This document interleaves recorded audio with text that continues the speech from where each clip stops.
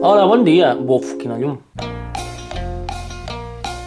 Aquests dies, quan sortim a prendre alguna cosa, siguin birres o begudes no alcohòliques, em dóna igual, podrem veure les primeres diferències entre els confinats, o sigui, com ens veurem cara a cara, que és que l'Skype no té tanta bona qualitat, sabeu? Segurament en passarem 1000 diferències per alt, però bueno, mira, jo vull parlar d'aquesta.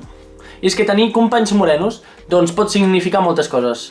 La primera conclusió és que tingui terrassa i que l'hagi utilitzat, sobretot per sobre les seves possibilitats.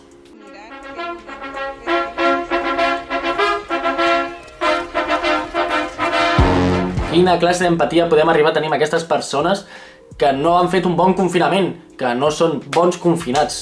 I un altre dels Tio, ara passa el tren? Perquè una altra cosa, un altre dels motius podria ser que hagin fet exercici. Està bé fer exercici? Sí. Està bé fer exercici 7 dies per setmana? No. Aquestes persones que han començat a fer exercici així, espontàniament, anem en compte, anem en compte.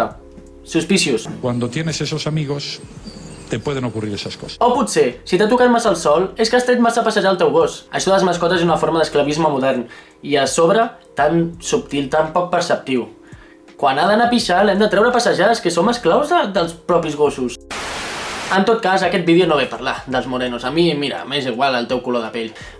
Aquí venim a parlar de que hi ha realitats diferents, de que, joder, i tant, som diferents, partim de punts diferents i n'hem de ser conscients. Als meus ulls, i això és una interpretació personal, crec que ens ha tocat viure una realitat, un sistema que ens oprimeix, a vegades de manera molt subtil i en molts àmbits. I això fa que haguem d'anar a una per reclamar coses com són els nostres drets, que a vegades es veuen desdibuixats amb aquestes coses. I en el fons aquest vídeo ve a dir: quan toqui sortir al carrer, sortim tots a una.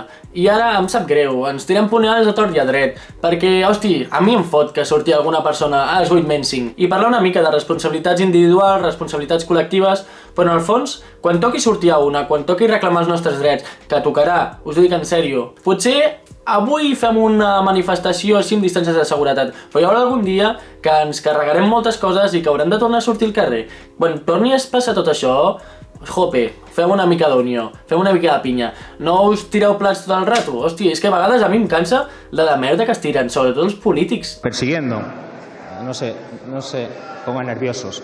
O sigui, més constructivisme no, més constructius i menys destructius, hòstia. Tothom, tothom. Però tothom